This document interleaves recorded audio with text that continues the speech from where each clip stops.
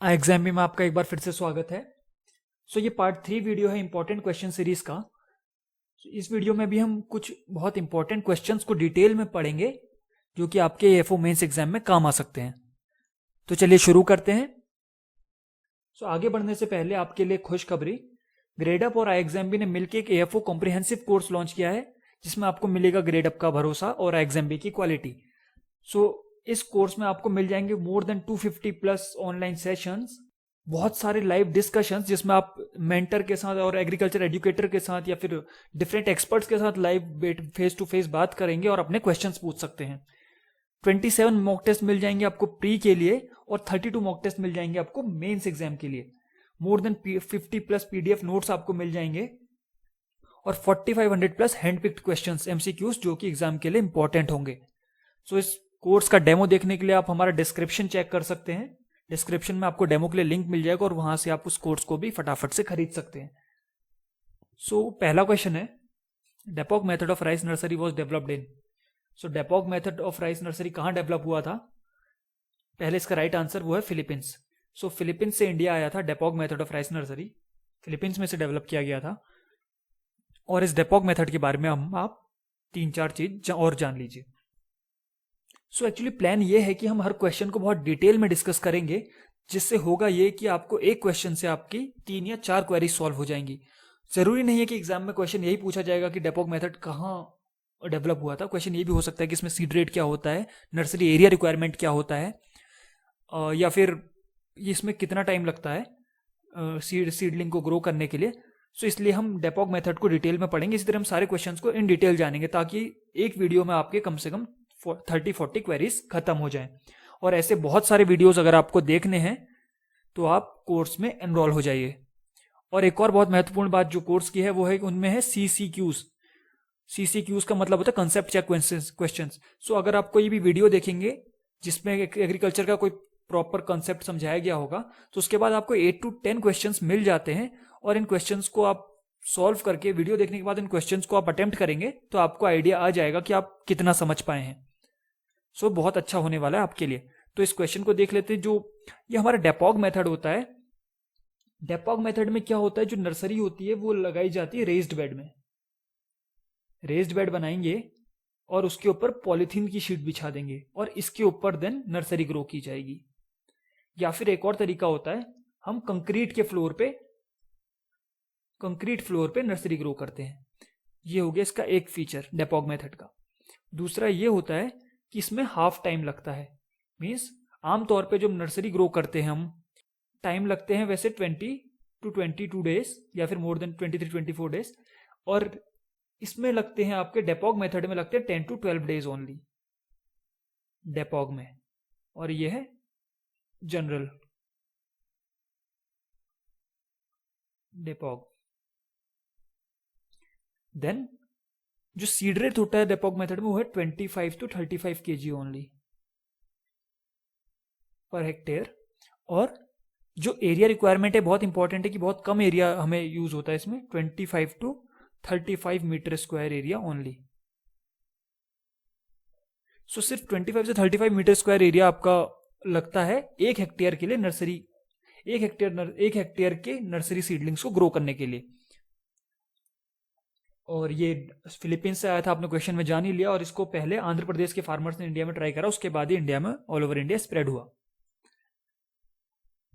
Then अगले question पे आ जाते हैं, ICRISAT is located in. Similarly आप ये सब जानते होंगे कि इक्रीसेट कहां पर है, लेकिन हम इक्रीसेट से रिलेटेड और भी कई सारी बातें डिस्कस करेंगे जिससे कि आपके इक्रीसेट से रिलेटेड सारे फंडे क्लियर हो जाएंगे। सबसे पहले ICRISAT, international crop research institute on semi arid tropics. ICRISAT है हैदराबाद में, तो इसका आंसर हो गया इंडिया। इंडिया में हैदराबाद में इक्रीसेट है और हैदराबाद आता है तेलंगाना डिस्ट्रिक्ट में। तो क्वेश्चन ये भी हो सकता है कि तेलंगाना स्टेट में, क्वेश्चन ये भी हो सकता है कि किस स्टेट में है इक्रीसेट, तो आंसर है आपका तेलंगाना। और इक्रीसेट के बारे में हम कुछ और बातें जान लेंगे।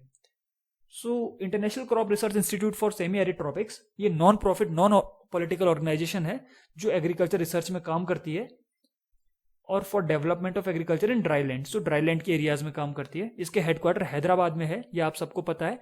लेकिन एक जो बहुत इंपॉर्टेंट बात वो ये है कि इसके 2 रीजनल सेंटर्स भी हैं। और ये रीजनल सेंटर्स जो हैं, एक है नैरोबी केनिया में और दूसरा रीजनल सेंटर है बमेको माली में। सो ये आपको पता होना चाहिए। देन क्योंकि ये ड्राईलैंड में काम कर रहा है तो ऑब्वियसली इसमें जो भी जिन क्रॉप्स पे काम करता होगा वही ड्रॉट टॉलरेंट क्रॉप्स होंगी, वो सूखा से एकदम प्रभावित नहीं होती होंगी या कम वाटर में चलती होंगी। सो कौन सी क्रॉप्स है जिनमें इक्रीसेट काम करता है? पहली है चिकपी यानी चना, दूसरी है पिजन पी यानी अरहर, देन पर्ल मिलेट यानी बाजरा, सोरगम यानी ज्वार और ग्राउंडनट यानी मूंगफली। सो ये 5 क्रॉप्स है, ये भी बहुत इंपॉर्टेंट है। क्वेश्चन ये भी हो सकता है एग्जाम में कि इनमें से किस क्रॉप में पर इक्रीसेट काम करता है या फिर इनमें से किस क्रॉप में इक्रीसेट काम नहीं करता है। सो आपको पता होना चाहिए ड्रॉट टॉलरेंट क्रॉप्स में काम करता है, ड्राईलैंड्स के लिए काम करता है और चना, अरहर, बाजरा, ज्वार और मूंगफली पे काम करता है। चलिए आगे बढ़ जाते हैं। जिस तरह से इस एक क्वेश्चन से आपके 3-4 क्वेश्चंस क्लियर हो गए, वैसे ही आगे सारे क्वेश्चंस को हम देख लेंगे। और अगर आपको ऐसे बहुत सारे वीडियोस देखने हैं तो आप कोर्स में एनरोल हो सकते हैं। Then operation flood 3 was launch during. So operation flood 3, जो ये ऑपरेशन फ्लड है इसे हम व्हाइट रेवोल्यूशन भी बोलते हैं।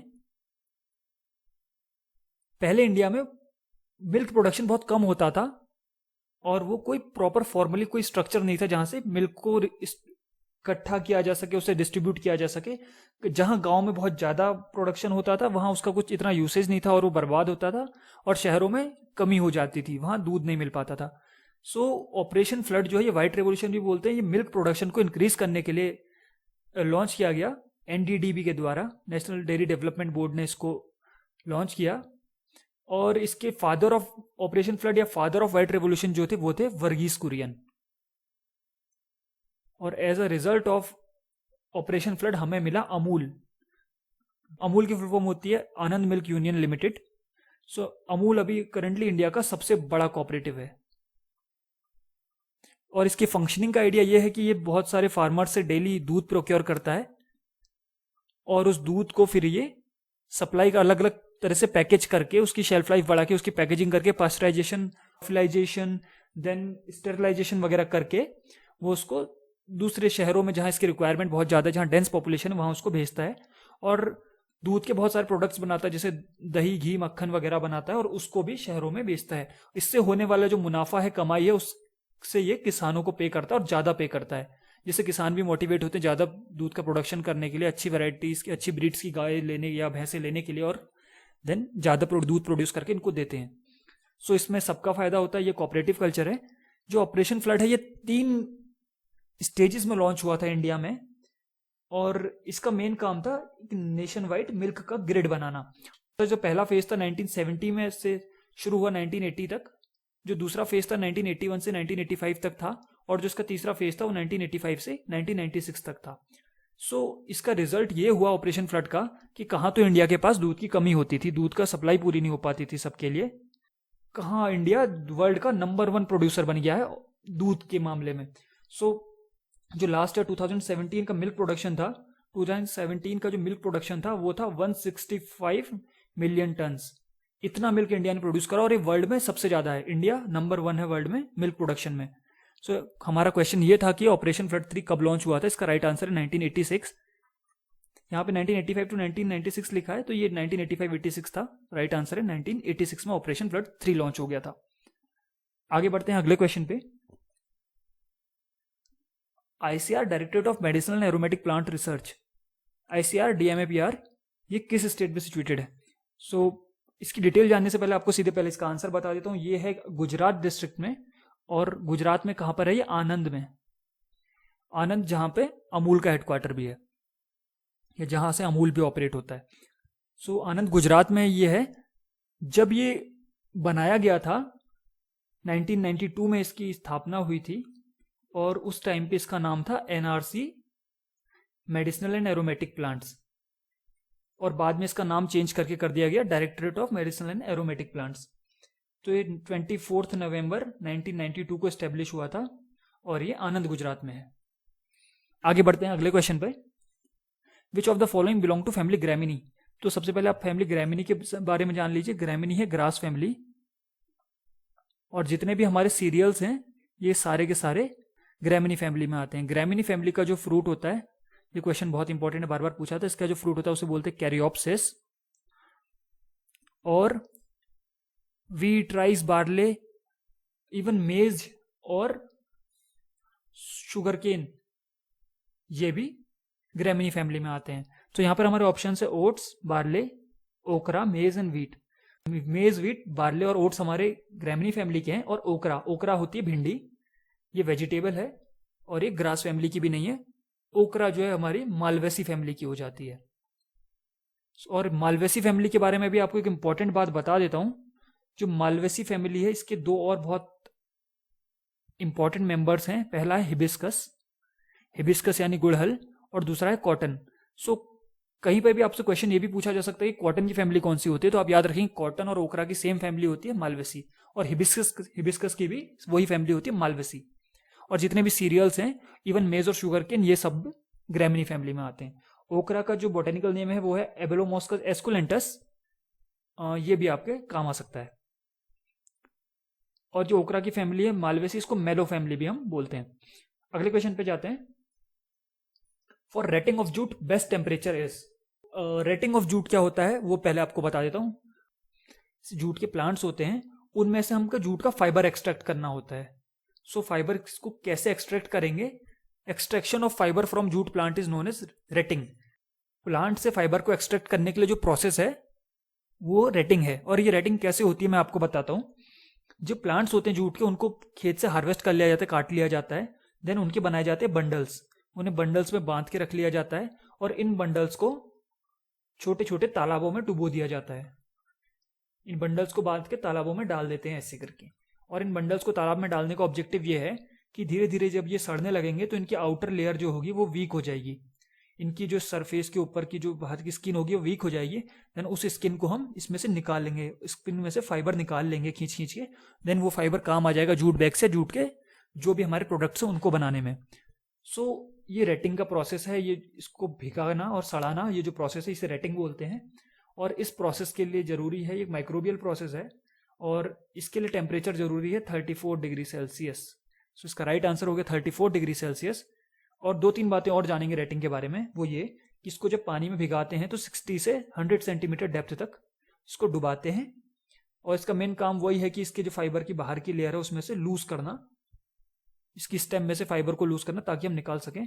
एक और एक बहुत इंपॉर्टेंट बात जो काम आ सकती है, 8 to 30 डेज लगते हैं रेटिंग की प्रोसेस को पूरा होने में। और इसके एवरेज टेम्परेचर थी 34 डिग्री सेल्सियस, डेप्थ हो गई 60 to 100 सेंटीमीटर। सो इस क्वेश्चन में से भी आपको 3-4 बातें पता चल गई। तो ऐसे बहुत सारे वीडियोस को देखने के लिए आपको पता है क्या करना है। आप इस वीडियो को लाइक करिए, सब्सक्राइब करिए।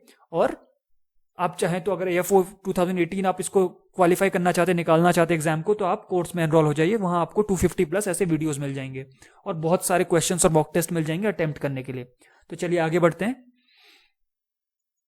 FPO, food product order was pass by government of India in the year of. So FPO order कब गवर्नमेंट ने पास किया था, FPO ऑर्डर कब पास किया था, ये क्वेश्चन है। पहले इसका राइट आंसर बता देता हूं, यह 1955। 1955 में FPO आया था। और FPO जो है फूड प्रोडक्ट ऑर्डर, ये रिलेटेड है जो फ्रूट और वेजिटेबल प्रोडक्ट्स हैं उनकी हाइजीन, सैनिटरी और स्टैंडर्ड्स को मेंटेन करने के लिए। सो साफ सफाई और वो कितने हाइजीनिक हैं इनको मेंटेन करने के लिए और इसके स्टैंडर्ड्स बनाने के लिए गवर्नमेंट ने FPO लॉन्च किया। और ये जरूरी इसलिए है कि मार्केट में जब कोई भी चीज, कोई प्रोसेस्ड प्रोडक्ट या पैक्ड प्रोडक्ट मिलता है फूड, उसके कोई स्टैंडर्ड्स होने चाहिए, नहीं तो कोई भी कुछ भी बेचने लगेगा। ये होना चाहिए कि इतने दिन से पुराना ना हो, इस क्वालिटी का हो और इससे ज़्यादा उस दिन तक उसको रखा ना जाए, या फिर किसी तरह की प्रॉपर पैकेजिंग में ही बेचा जाए। तो इसके लिए पूरी गाइडलाइंस हैं, ये FPO के अंडर आती हैं। FPO जो है इसेंशियल कमोडिटी एक्ट में आता है, जो 1955 में बना था। और ये मैंने आपको बता दिया, फ्रूट एंड वेजिटेबल से रिलेटेड है, उनकी प्रोडक्ट से, और सैनिटरी और हाइजीनिक कंडीशंस के लिए है, क्वालिटी स्टैंडर्ड्स को मेंटेन करने के लिए। आगे बढ़ते हैं अगले क्वेश्चन पे। सो अगला क्वेश्चन है, what disease of potato is caused by. So what disease potato बहुत इंपॉर्टेंट डिजीज है। इसका पहले ही आपको आंसर बताता हूँ। इसका जो कॉजल ऑर्गेनिज्म है वो सिनकाइट्रियम एंडोबोटेलिकम। सो सिनकाइट्रियम एंडोबोटेलिकम है जिसकी वजह से व्हाट डिजीज ऑफ पोटैटो होता है। और ये है एक soil born fungus, soil born fungus है ये एक, जिसकी वजह से वार्ड डिजीज होता है। इसका कैसा होता है आपको पिक्चर में दिखा देता हूँ। ये है वार्ड डिजीज। सो इस तरह के वार्ड लाइक स्ट्रक्चर्स बन जाते हैं आलू के आउटर सरफेस पे, और ये आपके खाने के काम का नहीं रह जाता। ये आलू की जो कल्टीवेटेड पोटैटो है यानी सोलेनम ट्यूबेरोसम को अफेक्ट करता है और वाइल्ड स्पीसीज को भी अफेक्ट करता है। सो ये था वाइल्ड डिजीज ऑफ पोटैटो। अब हम आ जाते हैं अपने लास्ट क्वेश्चन पे, पीच लीफ कर्ल।